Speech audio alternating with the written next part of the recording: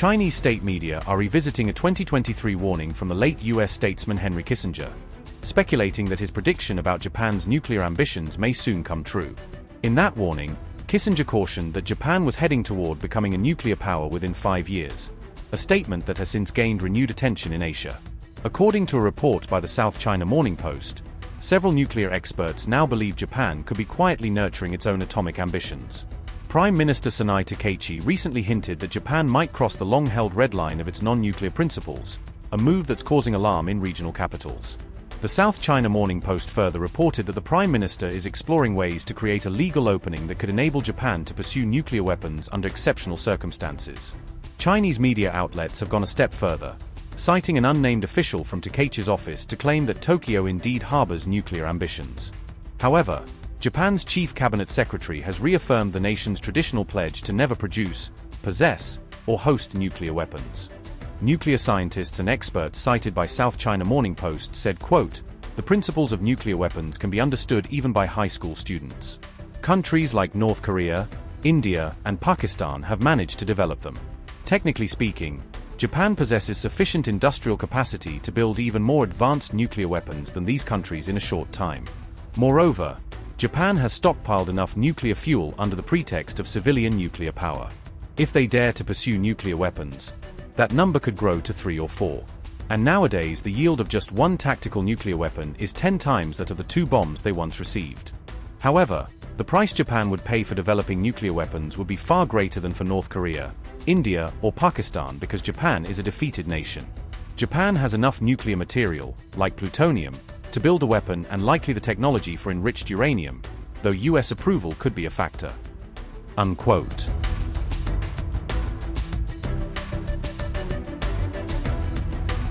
Experts point out that Japan already possesses advanced refining technology capable of converting its vast stockpile of civilian-use plutonium into weapons-grade material. Observers note that developing nuclear warheads is one challenge, but building effective delivery systems would be an even more complex undertaking. Japan currently owns US-made Tomahawk cruise missiles, which are nuclear-capable, adding a new layer to regional security concerns. Analysts also highlight that Japan's aerospace advancements give it the ability to develop suitable delivery vehicles for potential nuclear payloads. Japan's Aerospace Exploration Agency, or JAXA, has developed the Epsilon rocket, a solid-fuel launch vehicle designed primarily for space missions and satellite deployment. Defense experts note that the Epsilon rocket shares several characteristics commonly found in intercontinental ballistic missiles, including solid fuel propulsion, rapid launch capability, and compact storage design. Japan is simultaneously upgrading its Type 12 cruise missile, which will feature a combined guidance system to improve precision and range.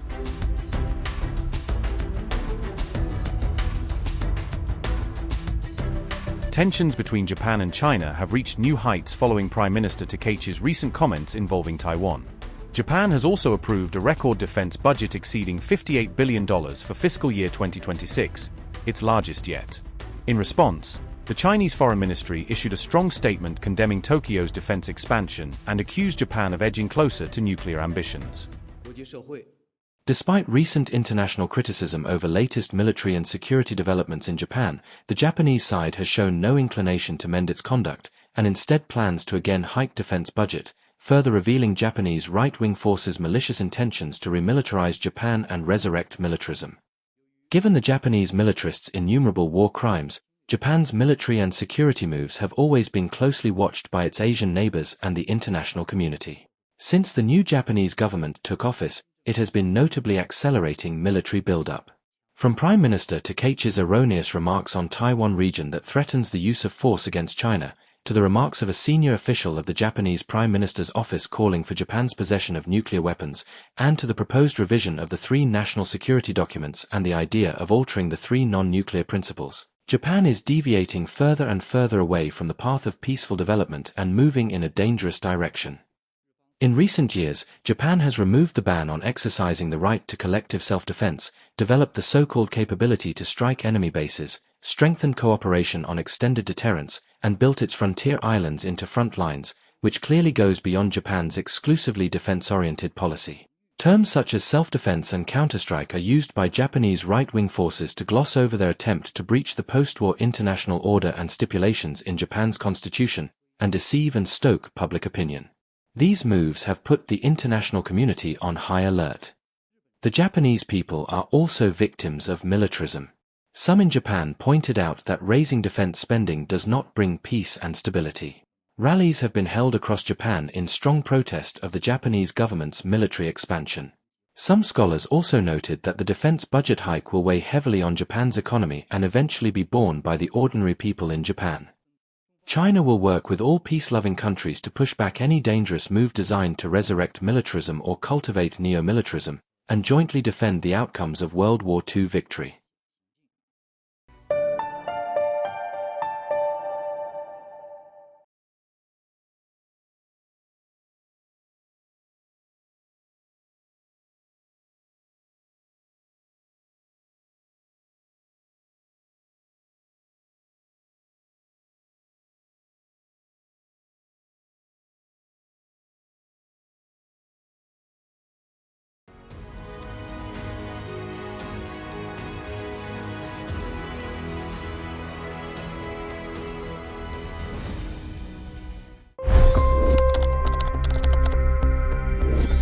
$25 crore गरीब गरीबी को परास्त करके बाहर निकले। For the good of our nation, let's work together and let's truly make America great again. The fastest news breaks. Requested PM saying that look, you will have to speak to Putin and to Zelensky. The biggest newsmakers. The relationship with India is probably the most important bilateral relationship the U.S. will have for the rest of this century. The capital delivered quite an election result today. Expert analysis. The million-dollar question today is how to stop this dance of death. Ground reports. I'm standing at the crossroad of the Kumbh Mela. Behind me are more than 100 entry ghats. Long-form interviews. Exclusionary politics is reflected in Manipur case as well. You don't bother because this is a small state. Deep dive into burning issues. It's often said DRC could be the richest country in the whole world. It's because of what sits underneath. Why exactly did the US topple the Sheikh Hasina government? HD videos. We don't just break news, we break it down.